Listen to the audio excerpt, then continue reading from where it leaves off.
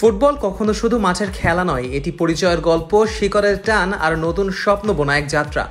ইংল্যান্ডের Grammy Leicester থেকে বাংলাদেশের বসুন্ধরা কিংস অ্যারেনা, অথবা কানাডার টরন্টো থেকে বাংলাদেশের জাতীয় দলের ট্রেনিং ক্যাম্প, দুই ভিন্ন মহাদেশ, দুই ভিন্ন জীবনধারা। তবে আজ সেই দুজনের গন্তব্য একটাই, বাংলাদেশ।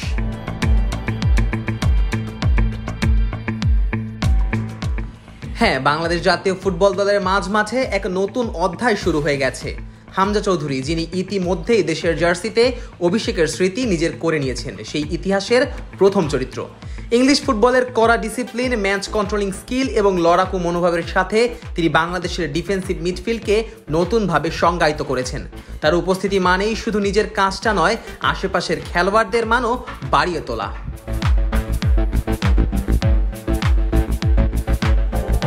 তবে হামজার এই উন্নতির গল্প এককভাবে তাকে দিয়েই সম্পূর্ণ হবে না, কারণ যে কোনো বড় ডিফেন্সিভ মিডফিল্ডারের জন্য এমন একজন সঙ্গী প্রয়োজন যে বল নিয়ে এগিয়ে যাবে, কম্বিনেশন তৈরি করবে এবং ম্যাচের গতি বদলে দেবে এক মুহূর্তে। এবার সেই চরিত্র হয়ে আসছেন সামিত সোম। 27 বছর বয়সী এই মিডফিল্ডার কানাডার ফুটবল স্ট্রাকচারে বেশ পরিচিত এক নাম। বয়স ভিত্তিক পর্যায় থেকেই তার খ্যাতি পাসিং সেন্স, বল প্রোগ্রেশন আর অ্যাটাকিং ট্রানজিশনে দুর্দান্ত ইন্টেন্সিটির জন্য। সেন্ট্রাল ও রাইট মিডফিল্ডে তার খেলা যেমন দৃষ্টিনন্দন, তেমনি বল ধরে রাখা, সঠিক সময়ে সঠিক পাস দেওয়া এবং আক্রমণে গতি আনা তার খেলার মূল শক্তি। এখন যে কোনো ব্র্যান্ডের পুরাতন এসি বদলে নতুন ওয়ালটন এসিতে উপভোগ করুন 25% ছাড়।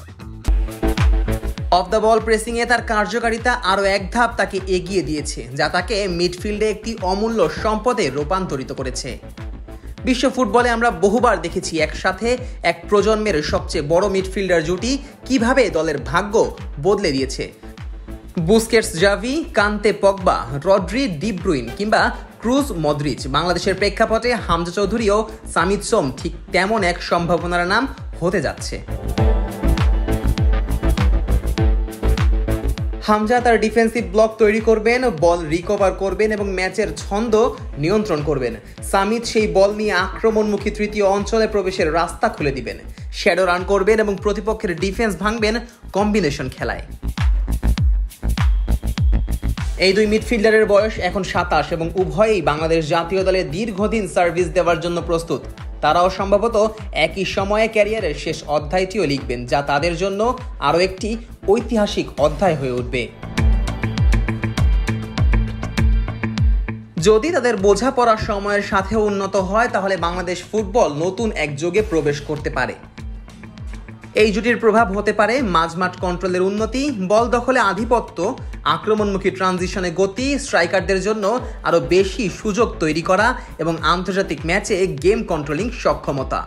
এবং সবচেয়ে বড় কথা, এই দুজনের হাত ধরে বাংলাদেশ ফুটবল বিশ্ব মঞ্চের সামনে নিজেদের পরিচয় নতুনভাবে উপস্থাপন করতে সক্ষম হতে পারে।